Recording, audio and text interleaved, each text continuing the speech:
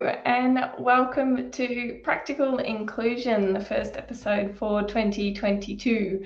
Quite a mouthful there, isn't it? I'd like to start by acknowledging the traditional custodians of the land on which I live, work and play on, which is the Wadawurrung people, and pay my respect to their elders past and present. And a big shout out to any Aboriginal and Torres Strait Islanders who are joining us today, either live or watching through the replay. Really appreciate your viewing, particularly in this week, which is no doubt quite a challenging time. Speaking of which, I'm not going to today speak much at all about Invasion Day. I think it's not my place. There's plenty of people who are making some really worthwhile comments about this, and you can please make sure that you are jumping on social media, you are reading the articles written by First Nations people about this topic and taking action. The Uluru Statement's still there. Go and make sure you sign it if you haven't already. But take the actions that those great authors and advocates are recommending for us to do around this time. And so please take some action, I guess is what I'd like to say there. For me, I'm back from holidays. It's summer here in Australia, and I have absolutely enjoyed a traditional kind of sun, sand, and salt type of holiday. I had my longest break that I've had since starting this business. It was felt very well deserved. I was crawling to the end of last year, as many of you know, and I feel totally refreshed and ready now for 2022. I actually really enjoyed, except I haven't even muted my phone, so I'm a little bit scratchy to get us started. Yesterday I spilt tomato sauce down my top instantly in the morning, and so my week hasn't gone totally smoothly, but I'm working my way back into it, which I know many of you are experiencing similar things. I did have a really great time. I managed to spend some one-on-one time with my kids these holidays, which I haven't had a lot of opportunity to do. For those who haven't experienced single parenting, you find that the individual time that you had with your children is no longer really there, because you don't have another partner to chop in and take someone away to do something different. So it was really beautiful to be able to have some one-on-one time with my kids and some real bonding time. My son dragged me to a trout farm, which I absolutely hated. Always do. I find them incredibly cruel and awful environments. Sometimes you do have to put your principles to one side to prioritize something that's important to somebody else, a loved one of yours. And so I did that. I've done my yearly visit to the trout farm. There will be no more this year, but he really appreciated it, and we had a great time. One of the things that I really got myself into over the holiday break was finishing this book, which I must admit has been quite a difficult read for me, which I think it might be for many white women or gender diverse people. If you haven't read it, please give it a read, whoever you are. This is an incredible book by Ruby Hamad. It outlines the history of white women and the interaction of white women with women of colour over time, which is, as we know, history matters. It's so important that we understand what has gone before us, so that when we are taking action in the present and in the future, that we are taking that based on an understanding of what has happened before us. It was a very challenging read, but such an important read to understand the role that white women have played in the oppression of women of colour over centuries, and how that therefore has to inform the work that we do going forward. And I think particularly in the diversity and inclusion space in Australia, we know that predominantly the people doing diversity and inclusion work in Australia or holding the roles are white women. That is problematic, but also it leaves power sitting in the hands of white women. And unfortunately, what I see a lot of, and I've talked to this before, is people going along with this idea that we do gender equality first. and that their idea of gender equality really doesn't take into account the fact that women come from a range of different experiences and backgrounds and race. And we're not prioritising that enough. And I guess my call, which it has been for a while now, is really to people working in the diversity and inclusion space in Australia to challenge this concept that if we get it right for women, then we get it right for everybody. I still hear this regularly. I hear it and I see it in the actions that are being taken. Affirmative action approaches that are looking to recruit women into roles where there hasn't been any work to proactively make sure that that particular initiative is also benefiting women of colour, women from different religious faith backgrounds, gender diverse people, LGBTIQA plus people, women with disability, etc., etc. We have to proactively make sure that our equity initiatives are equitable also for those women and for those gender diverse people. It just doesn't fly if we continue to just put equity initiatives in place that just prioritise the experiences of white, straight, able-bodied women. So that was a real huge, it's something that I've understood and been working towards. I feel that book's really helped me embed my knowledge and understanding further, and hopefully that's going to inform my practice much more into 2022. So I'm going to keep working on that, obviously, but I would encourage all of you listening in to do the same who find themselves in this diversity and inclusion space.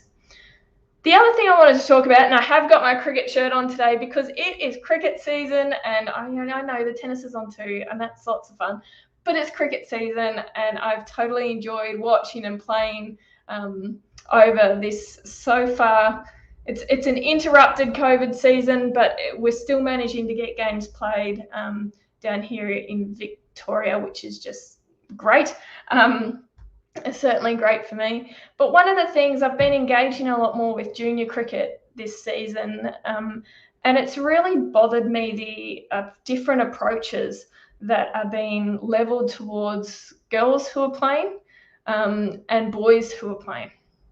And particularly around this idea that a cricket ball hurts, right? And people do get hit. And they get hit. And what I've noticed recently is that when the boys get hit, they're told to suck it up. They're celebrated and they're cheered when they continue on and don't make a big fuss out of it. When the girls get hit, they're actually ushered off the ground.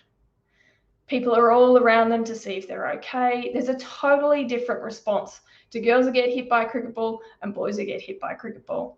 Now, at the age of 10, it hurts. Whether you're a boy, girl, you're gender diverse, you whatever gender you are, a cricket ball hurts. Why aren't we prioritising and centering the feelings and the emotions and the pain of the particular person and having such a gendered approach to our response? I know I get challenged by this as well with my own son at times, reminding myself to lean in and let him feel what he feels.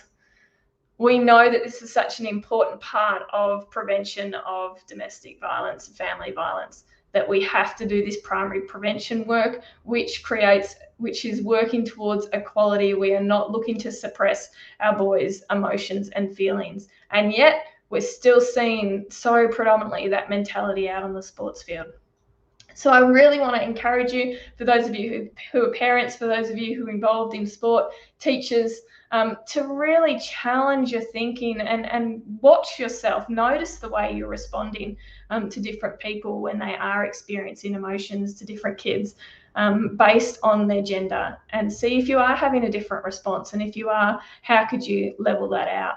And how can we stop making this, pushing forward this concept and this idea that boys have to be tough, and to be tough is to be celebrated.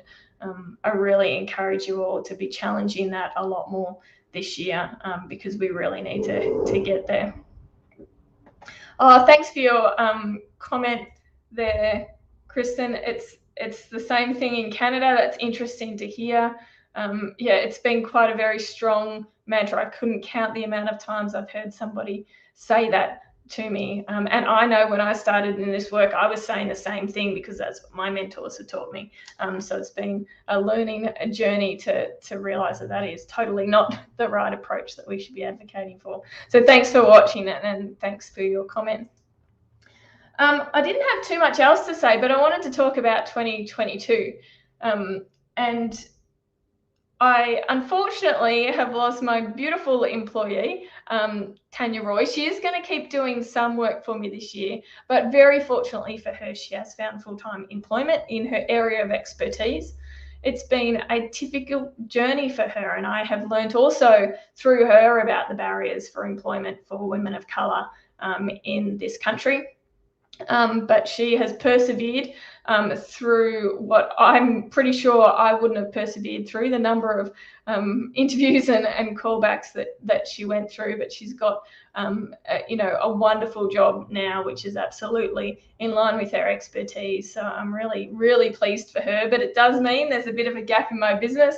So I will be employing a virtual assistant, and watch this space. In the meantime, you're going to have to deal with my temps at design in Canva for the socials, and probably a little bit of erratic posting. Tanya was doing such a great job with that. So bear with me, we'll get someone in place, and we'll get some good content out again in the near future.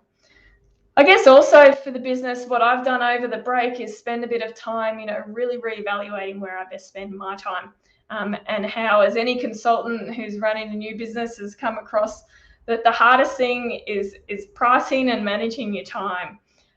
So making sure that I'm doing the work that's meaningful, that's impactful, and that's actually delivering financially, so that I can keep doing a lot of that pro bono work that I'm doing in the sporting, in the cricket space, and in the schools as well. So you'll see a little bit of change as I work my way through that. You would have seen, if you didn't get a chance before Christmas, there's a new website. Go and check it out, because I'd love to hear your thoughts and feedback on it. I'd also really encourage those who've been thinking about joining the Diversity and Inclusion Network. We would love to have you wherever you're from. As the numbers increase, I'll start producing. We currently meet once a month on the third Thursday of the month. When I get enough numbers, we'll have an extra time that will be, currently it's in the middle of the Australian workday. We'll turn that to a morning or evening, so that we can cater for more international network members. It's really become such a valuable space.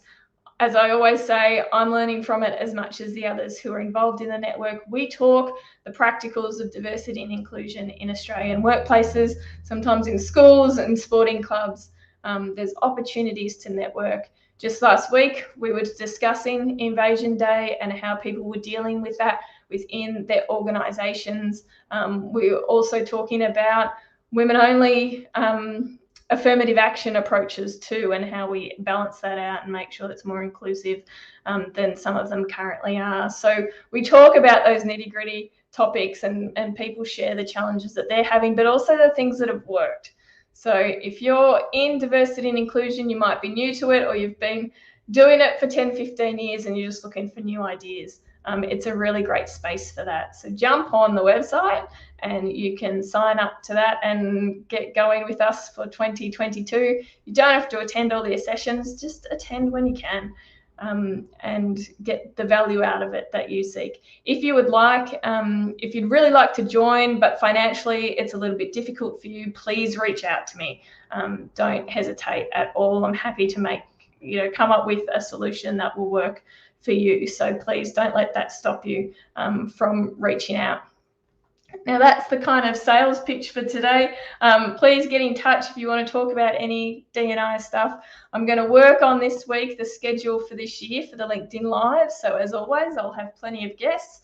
If you've got guests that you want to recommend, please do. But also, if you want to come on and chat with me, you don't have to be an expert. You can just come on and have a conversation. This is a platform for you to share the challenges, experiences that you have in the diversity and inclusion space, the different perspective you might bring to a particular problem or issue in the workplaces. So please reach out. I'd love to have you, and we'll get a schedule up and running to get some more guests on the show. So thanks always to those who tune in and share these videos and really engage with my business. It's only working because of you. The referral network is amazing, and I just want to have a huge shout out and a thank you.